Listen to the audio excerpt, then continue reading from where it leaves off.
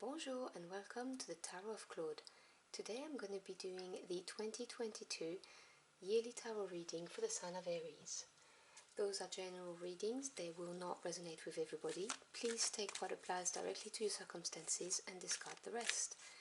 If you would like a more comprehensive picture of 2022, you may want to check out your Sun, Moon, Rising and Venus signs. I have also posted a 2022 tarot reading pick a deck style, so if you want to check this out, I will leave you a card at the end of this reading. So what energies do we have for 2022 for my Aries viewers?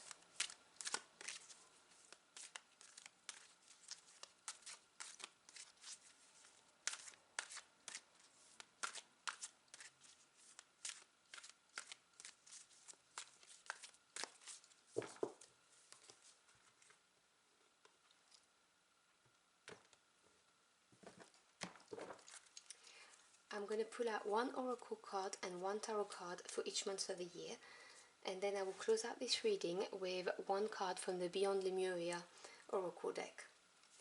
So you start the year with challenges. You're not the first sign who got this card for January. February is exiled. Sorry about the gloss of the card. March is the sacral portal. April is majestic eminence. May is Gaian awakening. June is utopia. It's a very good card. July is higher perspective. August, emergence. September, wisdom. October, illumination. November, the crown portal, so your crown chakra. And December, your root portal or root chakra. So I can tell you already that this year you're going to have to work on 3 of your chakras. They may be blocked or needing to be cleared. Now let's see what the tarot has to say to complement the oracle message, which I will obviously go in more depth in a minute. So 2022 for my Aries viewers. No, I don't take 10 cards. That's just me and my buttery fingers.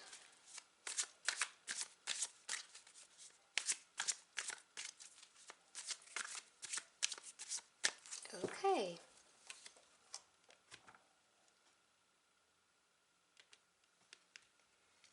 So, January is Judgment, Major Arcana. February, the Chariot, another Major Arcana. March, 6 of Pentacles. April, 2 of Pentacles. May, 4 of Wands. June, 5 of Cups. July, the Tower, another Major Arcana. August, Temperance, Major Arcana. September, the Moon, another Major Arcana. You've got some big energies this year. October, 3 of Pentacles. November, 3 of Wands. And December, the Queen of Wands. So your reading is very heavy on the Pentacles energy and the Wands energy. Pentacles energy is to do with your physical world, so jobs, financial assets, careers, work life.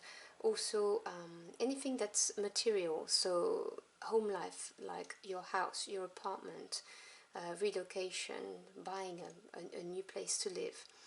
And then Wands energy is to do with your passion and your desires and what really drives you forward in life. So you start the year in January with the card of challenges. It talks about blocks, fears and negativity and maybe betrayals.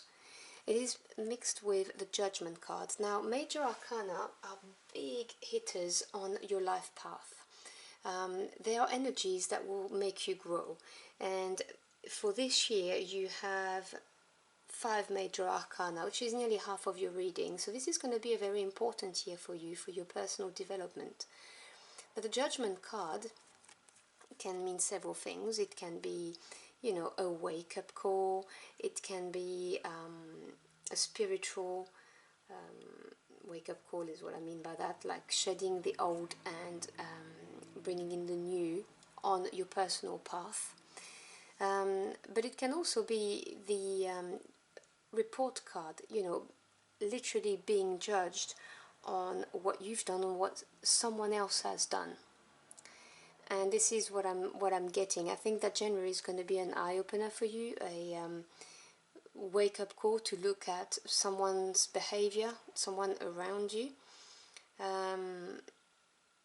And this is going to be quite an eye-opener for you, is what I'm getting message-wise.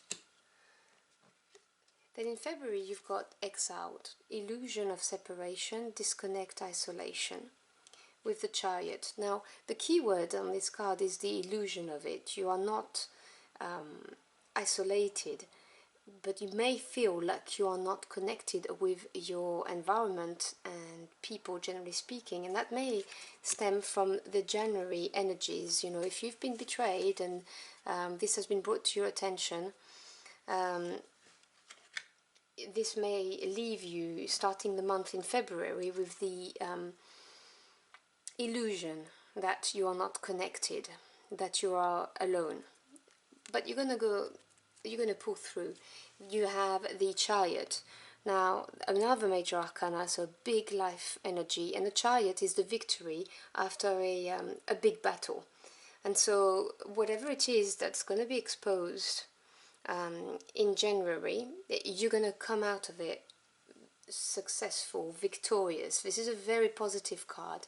It's moving forward and leaving it behind, and really, really arriving like triumphant. And in March you've got the Sacral Chakra card. Now, the Sacral Chakra is the center of your creativity and of the center of pleasures. It's linked to the water element. It talks about intimacy, you see on the cards, and inhibition, and it comes with the Six of Pentacles. Now, 6 is the number of harmony, and it comes after having overcome the challenges of number 5. And as I've explained, Pentacles is to do with your physical world, so the material aspect of your life. And so you may be experiencing a boost of creativity in March, and this is going to bring you that Six of Pentacles, which is the harmony in your physical world. It's the giving and receiving card. So I would be open to receiving, because you're going to have some you know, it's an exchange of energy that you're going to experience, and it is based on your creative input. So it could be at work. You know, you may be compensated for very good creative ideas you have. It may give you even a promotion, who knows, but it's that kind of energy of giving and receiving. And in April you've got Majestic Eminence, Priestess, Divine Feminine, Worth. Now, this card reminds me of the High Priestess in the Tarot deck. It is to do with tapping with your feminine energy, trusting your intuition, being receptive, because you're going to have a decision to make. The number 2 is obviously a number of relationship, partnership, but also of duality, polarity, having to make a decision, and you have 2 options here, and it's to do with your physical world once again. And if you look at the card here, she's represented closing her eyes, but you know, she's having to make a choice. She's wondering what she's going to choose, and the cards are telling you to use your intuition to make this decision. Now, this could be a decision about moving houses, changing where you live, changing your career, taking a promotion, or even applying for a promotion, completely changing jobs and starting a new business. There are options that are going to present themselves to you in April, and you're going to have to use your intuition, your inner guidance, to find out which way you want to go. And in May, you get Gaian Awakening, which is preparing, relocation, and ascension. You see, I was talking to you about relocation. So certainly you will be making steps to achieve what it is that you've decided to do the prior month. And it's paired with the Four of Wands. Now, Wands is to do with your passion, your desires, what really fires you up, what drives you forward. And the Four is a number of stability, strong foundations, and it comes after having experienced a little bit of a growth. And it's a celebratory moment, like a landmark. You've reached a landmark, and it's something to feel good about. Stability is coming your way, so you may be relocating, and things are just been happening in the way you wanted them to happen. You know where you're gonna go, you've got it sorted, or you're preparing to change jobs, and you know this is going to happen because the Four of Wands is talking about the celebration, achieving that landmark. And in June you've got Utopia. This is such a fantastic card. It talks about peace, serenity, and paradise. Conversely, it is mixed with the Five of Cups. Now, 5 is a number of change and challenges, and Cups is to do with your feelings and your emotions. So you are going to be challenged emotionally at the same time, which obviously looks like a contradiction, because, you know, it seems like in June you've got your own little slice of heaven, basically. But this is, remember, talking about your physical world. And so I see this Five of Cups as an advice to look at your emotional well-being. Because maybe if you relocated or if you change jobs, you are missing the people you used to work with, or your family and friends that you had close to you. And the cards are urging you to remember that right now, this is where you should be. This is like happiness for you, and not to look back. Because if you see, you know, with the Five of Cups, it's always represented this way, with a Rider-Waite-Smith type of deck. There's cups spilling on the front, and then there's 2 behind, and the person doesn't see them. The number 5 is just that change, and so change is always difficult for human beings to get accustomed to, because we are a creature of routines, and it may, all of these changes that have happened, you know, making that decision in April, if you've relocated, if you've changed your job, you know, you may be feeling a little bit insecure emotionally because you don't have your normal network of support around you. But remember that, you know, you have achieved, and something that is very positive for you, so to keep your spirits up. And in July, you have higher perspective, the cosmos, awakening, unity. Paired with the Tower. The Tower is a major arcana, and it is a sudden, abrupt change. Now, it's not necessarily a bad card. Some people panic when they see it. Because again, as I said, change is something that human beings are not very accustomed to and do not like, because we like to know what's going to happen. We like the familiarity. But I believe that this event, whatever it is going to give you a big awakening, a realization, a sudden realization. Whatever this moment is, remember that this is going to open up something in you, and you're going to see things differently, you know, like from a vantage point of view. And in August, you have emergence. Creation, resurrection, magician. Now this card reminds me of the magician, the major arcana in the tarot, manifesting, creating the life that you want. And it is with temperance, another major arcana in the tarot. Now temperance is all about compromise, patience, and moderation. So the cards are telling you that you've got everything you need in order to manifest what you want out of life, to create what you want out of life, and the advice is to have the patience for it.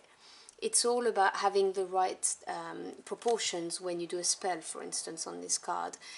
It's that balance of the ingredients, so everything with moderation, and you will be able to create what you want. September has wisdom, psychic intuition and truth, and that's paired with the moon, and the moon is pure intuition energy. It's a major arcana. It's things are not as they seem. It could be hidden talents buried that are going to come out. It could also be things that you don't see, and if you don't see those things because they are in the dark, in the shade, the shadow, it's because the universe, God, or your spirit teams want it to be that way, because it's not ready to be seen yet. Remember that the universe does not put in front of you challenges and situations that you cannot handle. And so that month is going to be a very deep month for you, where you're going to connect to your intuition deeply, search for the truth, all of that water energy of it's female energy really, of looking inside of you and listening to your inner guidance so that you can seek the truth. October sees you coming out of this energy with illumination, expression, positivity, joy and inspiration, and it is paired with the Three of Pentacles. Now the Three is a number of growth and expansion, the beginning of abundance. So the Three of Pentacles talks about the beginning of growth in your physical world. If you started a business, it's starting to bear fruit, for instance. It also talks about cooperation with people, and also recognition. Some people actually noticing how good you are at what you do and recognizing that. So you're going to be feeling very positive and happy during this period of time. And working in a team is going to be very favorable during this time. Then in November, you've got the crown portal. So that's your crown chakra, the one that's at the top of your head. Divinity, unity or separation. And I'm not feeling the message of separation because it is with the Three of Wands. Now, as I just said, you had a 3 in the previous month. 3 is growth and expansion.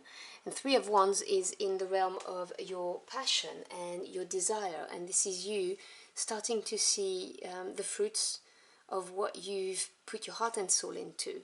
And you no longer feel like at the beginning of the year when you felt blocks, fears and negativity, and then you had this in February illusion of being separated. You now no longer feel this way. You feel united, you feel at one with your environment because you are experiencing the beginning of growth and abundance. And in December you have the root chakra with the Queen of Wands. Now the root chakra talks about your energy levels, vitality, stability and survival, and fearful, but you're not fearful because you've got the Queen of Wands. I'll move on to that in a minute. The root chakra is where our primal instinct from our ancestors are being held. So it's your center of safety. If you do not feel safe, it has ripples over your life. So the card of the Queen of Wands arrive here to tell you you need to embody the characteristic of the Queen of Wands. Now, the queens are female energy in the sense that they are receptive energy, not action-taking. They incarnate patience, but the Queen of Wands is someone who has a lot of charisma. She's softly spoken, but she has a big stick and she's not afraid to use it. She knows what she wants and she will go for it. This is the kind of energy. She will stand confidently and go and seek what she wants. There is no self-doubt, no fearful energy in the Queen of Wands. So if your root chakra is blocked or imbalanced and you're feeling a little bit anxious or worried about something, I suggest that you check up online on YouTube, for example. They've got loads of meditations to balance the root chakra with nice music. And if meditation's not your thing, you could try some yoga practices. They also help with this because you have nothing to worry about. The Queen of Wands is here. It's telling you, you've got this. You just need to know this because the Queen of Wands, she knows that she's got it. So I'm going to pull the last card to give you something extra to ponder upon for 2022. I will stop when I feel a card is speaking to me.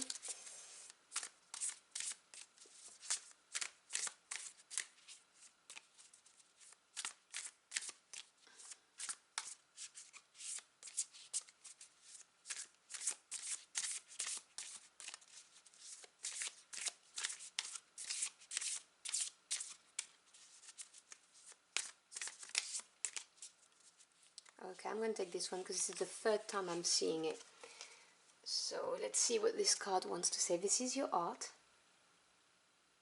And this is the card of third eye chakra. So you see it's a lot of chakra energy again. Let me just put it closer to my eyes. So connect with your third eye and transcend what you understand with your mind. Discover a deeper inner knowing through the interconnected web of all this is and has been. You can tune into this wisdom at will, as and when you wish to. This wisdom is ancient yet pioneering. It is the creator of the free will we choose to weave from moment to moment. Be the observant witness. Allow the transcendence of duality without judgment. Be mindful, listen, and allow your unfurling intuition to unravel the paradoxes of reality. So you see, I was talking to you about July, August, September, when you have a lot of intuitive energy that's coming up. You also have the higher perspective, talking about unity and looking at things from a vantage point of view. You have a lot of intuitive energy and listening to your inner guidance happening in your year. Also the crown chakra here as well, which is about divinity, unity. So this is going to be a very deep year for you, very interesting one at that. So I hope you've enjoyed your message, I'm sorry, I can't speak today. I hope you've enjoyed your journey for the cards with me. Thank you so much for choosing to spend some time here. I appreciate it. If you enjoyed your reading, do let me know in the comments box below. I'd love to hear from you. I wish you a fantastic 2022, packed with adventures and happiness, and I hope to see you again very soon. Until next time, au revoir.